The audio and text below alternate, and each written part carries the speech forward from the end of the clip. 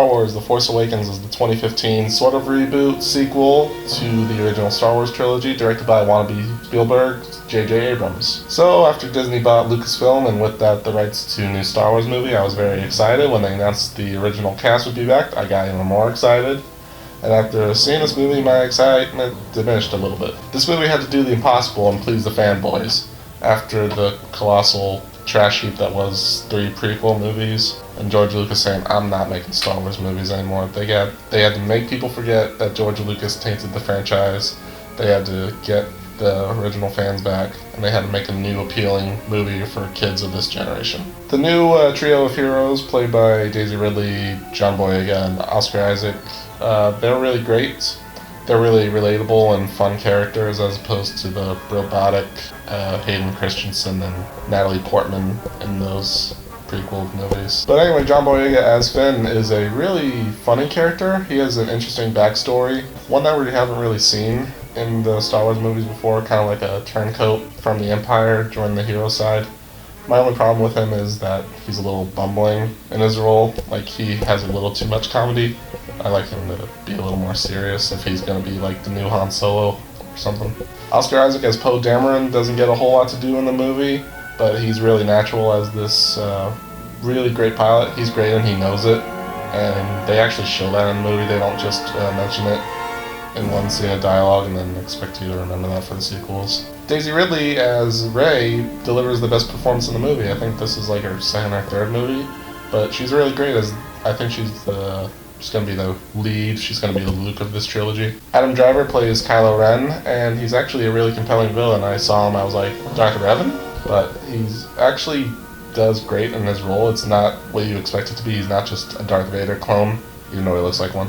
But he's a better Anakin than Anakin was in the prequels. Like, you get his motivation more. The original characters return in a couple of glorified cameos, but Harrison Ford returns as Han Solo, and he's actually really good in the movie. Harrison Ford has had this bad habit of sleepwalking through movies. If you saw Indiana Jones 4, you know what I'm talking about. Or any of the trash he's come out with that's not, that's after Indiana Jones and the Last Crusade. The main problem with this movie, it's basically a retread of the original trilogy.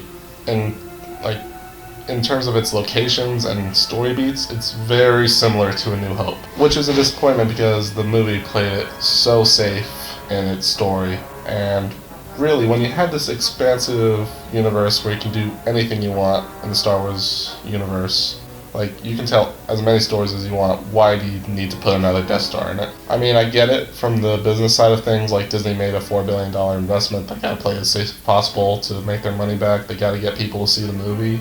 But do your own thing. We'll see it. It has Star Wars. It's called Star Wars. We're gonna see it anyway. We don't care. The movie really works in the first 45 minutes when it's its own story. The cinematography is beautiful. The TIE fighters over the sunset looks really good. The motion capture, most of the effects are really good, except for 2 notable exceptions, and they're both motion capture performances. Maz Kanata and Snoke.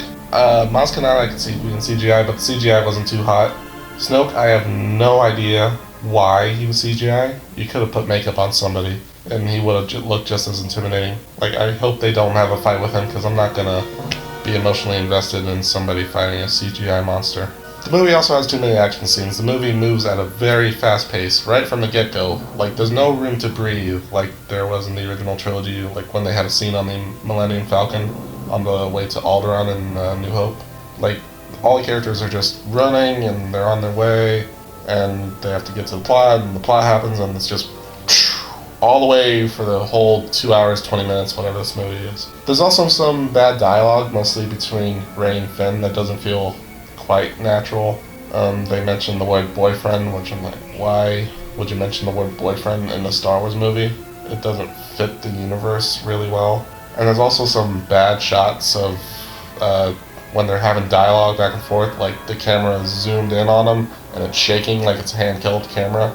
And that's supposed to get you, to make you feel like you're in the scene, but it's just annoying and stupid. Why do you do that? There's also certain stuff that doesn't make sense within context of the movie, like when 2 characters that have never met before hug at the end. That doesn't make sense, J.J. Abrams. Why did you do that? The thing with J.J. Abrams is that he's more focused on emotion than story. He really wants to be the Spielberg of this generation and make, engaging action movies that also have heart and good story, good characters. Problem is, he fails in trying to imitate Steven Spielberg a lot. J.J. Abrams has never really delivered on a film. He's never really put an authoritative stamp on it. Like, he mostly just, uses flashy effects to recreate a story like he did with the Star Trek and the Star Trek 2. Like, he puts all these effects in place of good story.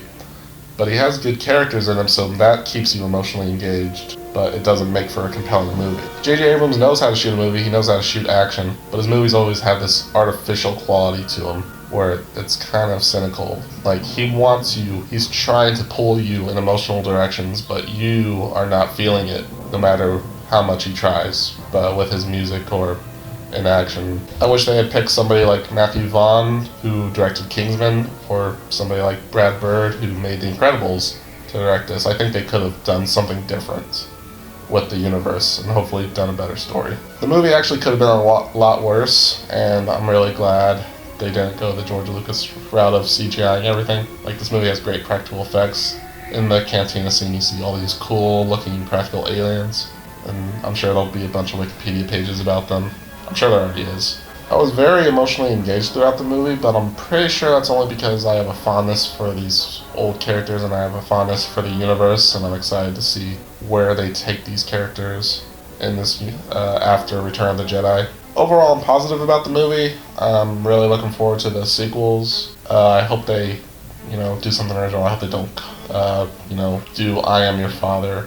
I hope they don't remake The Empire Strikes Back. That would be really disappointing, because I want them to take this in new directions, explore different sides of the universe, come up with a more clever story. I guess I should rate this now. So, on a scale of Jar Jar Binks to Luke Skywalker, I'm gonna give this a Boba Fett. It looks cool, but it's not totally compelling. So, thanks for watching. Like and subscribe, or don't. I'll see y'all later.